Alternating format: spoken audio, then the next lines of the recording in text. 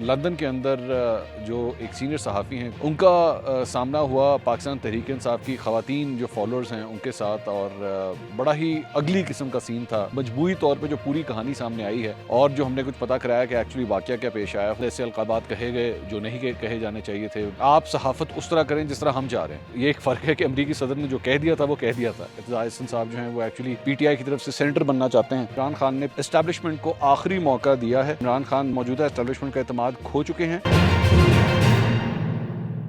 अस्सलाम वालेकुम नाज़रीन, मैं हूं मंसूर अली ख़ान। अपने डिजिटल चैनल के ऊपर आपको खुशामदीद कहूँगा।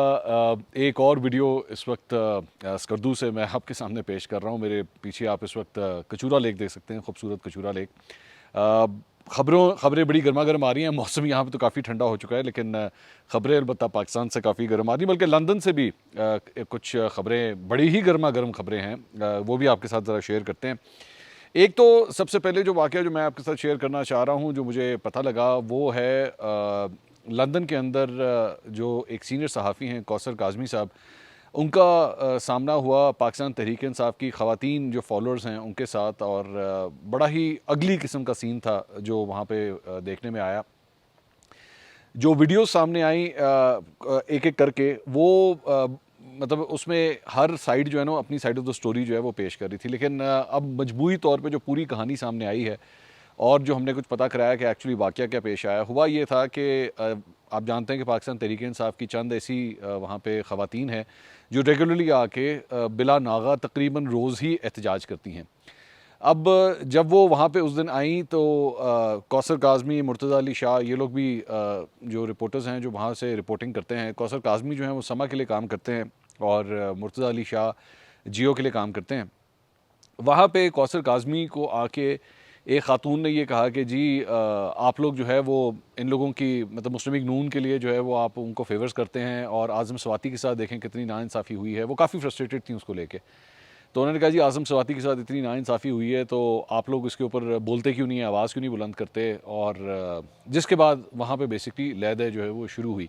कौसर काज़मी की जानिब से भी जो है वो चंद ऐसे अलक़ाबात कहे गए जो नहीं कहे जाने चाहिए थे।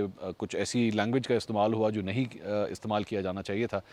एतराज़ उस खातून को, एक खातून को जो है वो इस बात का था। अच्छा, वो इंटरेस्टिंग बात यह है कि वो हमेशा अपने चेहरे के ऊपर एक मास्क लगा के रखती हैं और मास्क पहन के ही वो एहतजाज करती हैं, अपना चेहरा वो नहीं दिखाती। होगी उनकी अपनी कोई मे बी कोई रिलीजियस रीजंस हैं या क्या रीजंस हैं, मैं उसके ऊपर तो कमेंट नहीं करूँगा।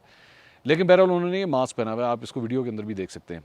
तो उनको कौसर काज़मी से इशू ये था कि जी आज़म स्वाति का जो इशू हुआ है, उनको अरेस्ट किया गया, आप इसके ऊपर बोलते क्यों नहीं हैं। और वो बात करते करते करते करते वो इतनी अगलीनेस की तरफ चली गई कि उन्होंने उनके ऊपर जो है सीधे सीधे इल्ज़ामात लगाना शुरू कर दिए कि जी आप तो पटवारी हैं, और आप जो है वो ये जो अंदर बैठी हुई है, मरीम नवाज़ की तरफ वो इशारा कर रही थी, ये जो अंदर बैठी हुई है आप इससे जाके पूछते क्यों नहीं है, ये क्यों नहीं करते।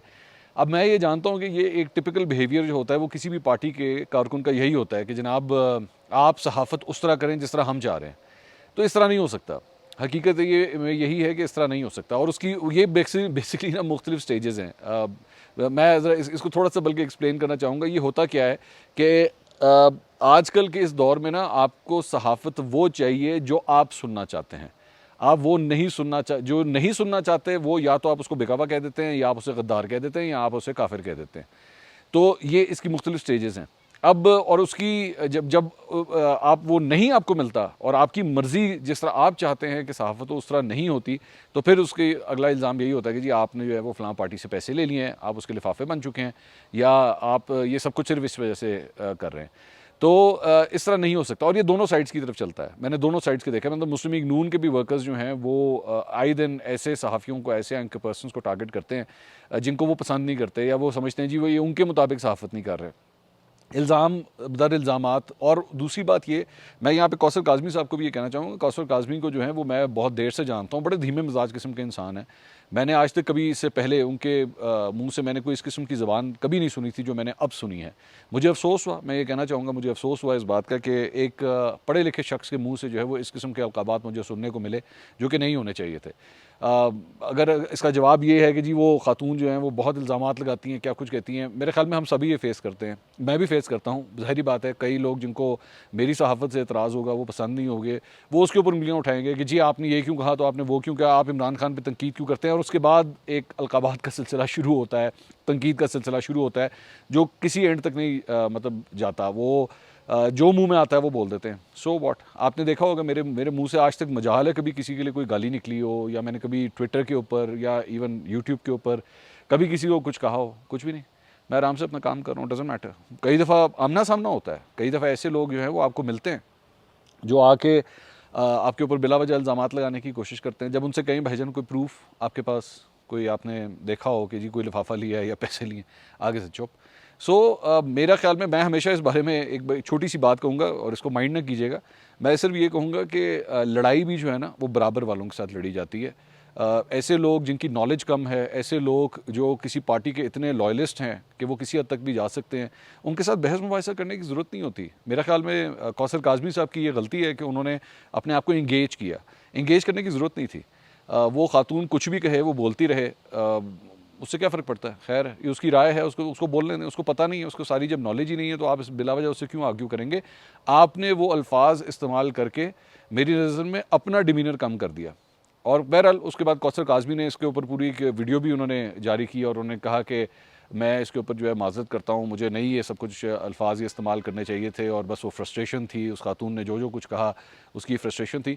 बहरहाल ठीक है, चलें, आपने ये कम से कम इस हद तक तो माना। लेकिन उसके बाद एक और जो डेवलपमेंट हुई वो सोशल मीडिया के ऊपर भी उन्होंने, जो सहाफ़ी हैं तारिक मतीन साहब, उनके साथ वो इंगेज हुए और तारिक मतीन साहब के ऊपर भी उन्होंने इल्ज़ामात लगा दिए कि जी आप इमरान खान से मंथली लेते हैं, और इस किस्म के उन्होंने इल्ज़ामात लगा दिए। तारिक मतीन साहब के बारे में मैं आपको बताऊं कि मैं तारिक मतीन साहब जो हैं वो जियो में काम कर चुके हैं, मैं उनको बहुत सालों से जानता हूँ। मेरा उनसे एज सच कोई जिसे कहते हैं ना कोई दोस्ती का रिलेशन नहीं है, बस ठीक है, एक प्रोफेशनल हद तक ही मैं उनको जानता हूँ। नज़रियात का इख्तलाफ हो सकता है मेरा तारिक मतीन साहब का मेरा। कई दफ़ा ट्विटर के ऊपर उन्होंने मुझे बहुत कुछ कहा है, मतलब मेरे नज़रियात से मुतालिक, मैंने जवाब तक नहीं दिया उनको, और सिर्फ उसकी ये वजह थी कि मैं इंगेज करना नहीं चाहता। अगर इंगेज करना हो तो आमने सामने आके बैठें, फिर डिटेल से बैठ के बात करें, कैमरे के ऊपर बात करें, तो फिर मज़ा आता है। ट्विटर एक इतनी छोटी सी स्पेस है जहाँ पे आप इल्ज़ामात का जवाब सही तरह दे भी नहीं सकते, तो फिर फ़ायदा क्या है इंगेज करने का। तो हाँ, नज़रियाती इख्तलाफ है, तारिक मतीन साहब से नज़रियाती इख्तलाफ है, लेकिन इसका मतलब ये नहीं है कि नज़रियाती इख्तलाफ होने की वजह से उनकी इज़्ज़त में कोई कमी आएगी मेरी नज़र में। मैं तारिक मतीन साहब की भी वही रिस्पेक्ट करूँगा, मैं कौसर काज़मी साहब की भी वही रिस्पेक्ट करूँगा, मैं मुर्तज़ा अली शाह की भी वही रिस्पेक्ट करूँगा, इख्तलाफ होने के बावजूद। तो हाँ, अलबत्ता जहाँ मुझे लगेगा कि इनमें से किसी ने कोई ज़्यादती की है, तो मैं उसको पिन पॉइंट ज़रूर करूँगा। मेरा ख़्याल में ये सारा जो भी इवेंट हुआ है ये होना नहीं चाहिए था। ख़ास तौर पे मुझे जो ज़्यादा अफसोस हुआ वो कौसर काज़मी और तारिक मतीन के दरमियान जो आपस में एक तू मैं का सिलसिला ट्विटर के ऊपर शुरू हो गया, वो नहीं होना चाहिए था। और उसके बाद और भी कई सहाफ़ियों ने जो है वो बीच में छलांग लगा दी, और वो कोई किसी की साइड ले रहा है, कोई किसी की साइड ले रहा है, तो ऐसी सूरत हाल नहीं होनी चाहिए। मेरे ख़्याल में इस चीज़ से इज्तनाब किया जाना चाहिए। इसके अलावा दो चार ख़बरें कुछ और भी हैं। अमेरिका के हवाले से एक डेवलपमेंट तो ये है कि अमेरिका के स्टेट डिपार्टमेंट की जानिब से जो है वो एक बयान सामने आया है पाकिस्तान के न्यूक्लियर असासों के हवाले से। उन्होंने कहा कि जी हमें पूरी तरह एतमाद है कि पाकिस्तान के अंदर ये कैपेबिलिटी है कि आप अपने जो असासे हैं उसको पूरी तरह महफूज बना सकते हैं। अब इसके ऊपर ज़ाहिर बात है मुस्लिम लीग नून और मौजूदा हुकूमत जो है वो यही कह रही है कि जनाब ये देखें, ये जो हमने एहतजाज किया था और हमने जो कुछ कहा था कि जो बाइडन ने जिस किस्म की बात की थी पाकिस्तान के न्यूक्लियर एसेट्स के हवाले से, तो ये देखिए अमेरिका को जो है वो अपनी बात जो है वो वापस लेनी पड़ी है, और ये हमारी सफारती कामयाबी है। अब ये हकीकत है कि ज़ाहिर बात है उन्होंने भी डैमेज कंट्रोल करने की खातिर जो है सब कुछ कह दिया, लेकिन ये एक फ़र्क है कि अमरीकी सदर ने जो कह दिया था वो कह दिया था और वो बात रजिस्टर हो चुकी है। उसके ऊपर अब ज़ाहिर बात है ये कह रहे हैं कि जी देखें असल एब्सोल्युटली नॉट तो ये है जो हमने करवाया है, और जिसकी वजह से अमेरिका के स्टेट डिपार्टमेंट को भी ये कहना पड़ा कि जी हमें पाकिस्तान की न्यूक्लियर कैपेबिलिटी के ऊपर और उसकी सिक्योरिटी के ऊपर पूरी तरह एतमाद है। तो अलबत्ता ज़ाहिर बात है जो एक चैप्टर खुला हुआ था, मेरे ख़्याल में वो चैप्टर जो है कम से कम मेरे ख़्याल में अब क्लोज़ हो जाना चाहिए। और इस सिलसिले में बल्कि आज आर्मी चीफ़ की भी बड़ी एक अहम मुलाकात हुई है, एक अहम मीटिंग उन्होंने हेड की है, और उसके बाद ISPR की जानिब से एक बयान भी जारी किया गया है जिसमें उनका ये कहना था कि जी पाकिस्तान की अफवाज जो है वो पाकिस्तान के इंटरनल और एक्सटर्नल सिक्योरिटी के हवाले से पूरी तरह पुरएतमाद है और हमारे जो कैपेबिलिटी है उस पर किसी किस्म का कोई डाउट नहीं हो सकता। बड़ी एक इंपॉर्टेंट मीटिंग थी ये। इसके अलावा एक और ख़बर जो मैं आपके साथ शेयर करना चाहता हूँ वो कल से जनाब एक कोई डॉक्यूमेंट्री है जो सामने आने वाली है। उसमें पाकिस्तान तहरीक इंसाफ को की जानिब से उस डॉक्यूमेंट्री को काफ़ी जो है वो प्रमोट किया जा रहा है मुख्तलिफ पेजेस के ऊपर, मुख्तलिफ ट्विटर अकाउंट्स के ज़रिए। शीरी मज़ारी ने तो एक्चुअली उसके ऊपर ट्वीट किया और उन्होंने कहा कि जनाब ये एक डॉक्यूमेंट्री आने वाली है और ये डॉक्यूमेंट्री जो है वो बेसिकली शरीफ ख़ानदान की करप्शन के हवाले से ये डॉक्यूमेंट्री आ रही है और ये पाकिस्तानी सियासत का चेहरा जो है वो तब्दील करके रख देगी।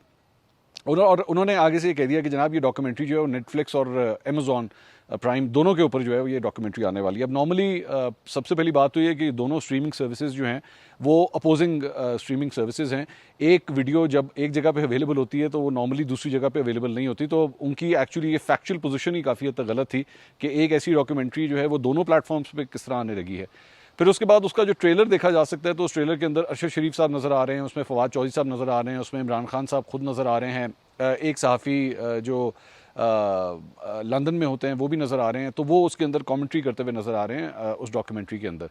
तो बाद में जब कुछ लोगों ने उसकी इन्वेस्टिगेशन की तो पता लगा कि ये एक ऐसे प्रोड्यूसर की जानिब से बनाई गई है जो बेसिकली ख़ुद जो है वो कहता है कि जी उसको पैसे दिए जाएं और वो उसके ऊपर जो है वो काम करना चाहता है। तो बहुत से लोगों ने उसकी ऑथेंटिसिटी के ऊपर भी जो है वो शक का इजहार करना शुरू कर दिया। बहरहाल मेरा ख्याल में मैं फिर भी इंतज़ार करूँगा, मैं पहले देखना चाहूँगा कि वो डॉक्यूमेंट्री एक्चुअली है क्या, वो क्या तफसीलात इसके अंदर शेयर करती है और फिर कुछ फ़ैसला किया जा सकेगा कि वो डॉक्यूमेंट्री की क्रेडिबिलिटी कैसी है, क्या उसके अंदर जो बातें की गई हैं वो सही हैं गलत हैं, ये सारी चीज़ें जो हैं वो बाद में चेक की जा सकेंगी।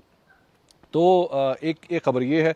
इसके अलावा एक और ख़बर जो है वो एतजाज़ एहसन साहब के हवाले से कैप्टन सफदर ने एक पिटिशन जो है वो दायर की हुई थी कि जी इन्होंने अदलिया के मुखालिफ जो है वो बयानात दिए हैं और बेसिकली जो इस्लामाबाद हाई कोर्ट की जानिब से जो फ़ैसले आए थे उससे उसके तनाजुर में था। तो जस्टिस अतर मिनुल्लाह साहब जो हैं उनकी जानिब से एक चीज़ पिन पॉइंट की गई कि हमें इन चीज़ों से फ़र्क कोई नहीं पड़ता कि कौन जो है वो अदलिया के कामों के ऊपर जो है वो किस तरह कमेंट करता है। रोज़ाना पता नहीं कितने वीलॉग्स बनते हैं और क्या क्या कुछ होता है, तो इसका कतई तौर पे ये मतलब नहीं है कि हमारे इससे कोई तौहीन हो गई है, ऐसी कोई बात हो गई है। हमारे फ़ैसले जो हैं, उन्होंने कहा जी हमारे फ़ैसले बोलेंगे कि हम किस किस्म का काम कर रहे हैं, इसलिए मुझे इसके ऊपर कोई बात करने की ज़रूरत नहीं। अब ज़ाहिर बात है एतजाज़ एहसन साहब ने जो पोजीशन ली थी वो यही कही थी कि जी आर्मी चीफ़ की वजह से जनरल बाजवा के होते हुए जो है वो शरीफ ख़ानदान को काफ़ी रिलीफ मिल रहा है और जो फ़ैसले रिसेंटली आए हैं शहबाज शरीफ के लिए, हमज़ा शहबाज के लिए, मरीम नवाज़ की बरियत होती है जिसके बाद वो लंदन भी चली जाती हैं, तो इस वजह से ये सारी फ्रस्ट्रेशन जो है वो पैदा हो रही है। अब उसके अंदर कई बातें ये भी कही गई, मतलब कैप्टन सफदर की जानिब से कि जी एतजाज़ एहसन साहब जो हैं वो एक्चुअली PTI की तरफ से सेनेटर बनना चाहते हैं जिसकी वजह से ये इस किस्म की वो बातें कर रहे हैं। अब मैं इस बारे में नहीं जानता कि इसमें किस हद तक सच्चाई है, अलबत्ता इल्ज़ाम जो है वो उनकी जानिब से ये ज़रूर लगाया गया है। इसके अलावा एक और ख़बर जो है वो इमरान खान साहब की नाअहली से मुतल्लिक है। इमरान खान साहब की नाअहली से मुतल्लिक इस्लामाबाद हाई कोर्ट में दरख्वास्त जो थी उसकी समाअत हुई। जस्टिस आमिर फ़ारूक इस केस की समाअत कर रहे थे। दरख्वास्त में मौक़िफ़ अपनाया गया कि इमरान खान ने कागज़ात नामज़दगी में हक़ाइक़ जो हैं वो छुपाए हैं। दरख्वास्त दायर करने वाले शहरी की तरफ से कोई अदालत में पेश नहीं हुआ और ये दरख्वास्त पर समाअत जो है वो गैर मुअय्यना मुद्दत तक के लिए मुलतवी कर दी गई। इसके अलावा अंसार अब्बासी साहब की एक स्टोरी आई है, ज़रा वो भी आपके साथ शेयर कर लेते हैं।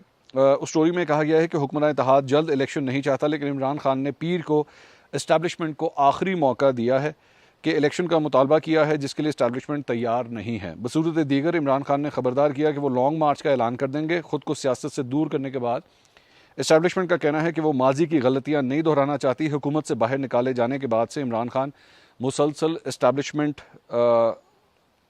से मदाखलत और जल्द इलेक्शन का मुतालबा कर रहे हैं। मौजूदा हुकूमत के इब्तदाई दिनों से इस्टेब्लिशमेंट कोशिश कर रही है कि दोनों सियासी फ़रीक़ैन मिल बैठ कर मसाइल को हल करें, लेकिन उस वक्त PTI ने सख्त मौक़िफ़ इख्तियार किया और इमरान खान ने 25 मई को लॉन्ग मार्च का ऐलान किया। इमरान खान के 25 मई के मार्च ने इस्टेब्लिशमेंट को मायूस किया जो दोनों फ़रीक़ों के दरमियान मुज़ाकरात के लिए मदद कर रही थी। उसके बाद उन्होंने कहा कि पीर को इमरान खान ने अपनी प्रेस कॉन्फ्रेंस में एतराफ़ किया कि पस पर्दा मुज़ाकराती अमल जारी है, लेकिन ये आगे नहीं बढ़ रहा क्योंकि नवाज शरीफ व हुक्मरान इत्तेहाद जल्द इलेक्शन के लिए तैयार नहीं। अंसार अब्बासी साहब ने मज़ीद कहा कि इमरान खान ना सिर्फ मौजूदा इस्टेब्लिशमेंट का एतमाद खो चुके हैं बल्कि वो मुस्तकबिल की इस्टेब्लिशमेंट के लिए नाकाबिल पेशगोई शख्स बन चुके हैं। मौजूदा इस्टेब्लिशमेंट गैर सियासी रहना चाहती है ताकि मुस्तकबिल में इस्टेब्लिशमेंट को गैर जानिबदारियत का माहौल देकर जा सके। तो अंसार अब्बासी साहब की एक इम्पॉर्टेंट स्टोरी है जो मैंने सोचा ये भी आपके साथ शेयर की जाए। इसके अलावा वफाकी वज़ीर खुर्रम दस्तगीर साहब ने एक दावा किया है इमरान खान साहब के जलसों से मुतल्लिक, और उन्होंने ये दावा किया है कि इमरान खान के 50 जलसों पर अब तक 5 अरब रुपया खर्च किया जा चुका है। साथ ही उन्होंने ये भी कहा कि सैलाब ज़दगान को 2.5 अरब रुपये भी नहीं दिए गए। तो आई होप कि खुर्रम दस्तगीर साहब अगर ये बात कर रहे हैं तो इसका इनके पास कोई ना कोई सबूत भी होगा। ये थी अब तक की खबरें जो आपके साथ शेयर करनी थी। अगली वीडियो में दोबारा मुलाकात होगी। अल्लाह हाफ़िज़।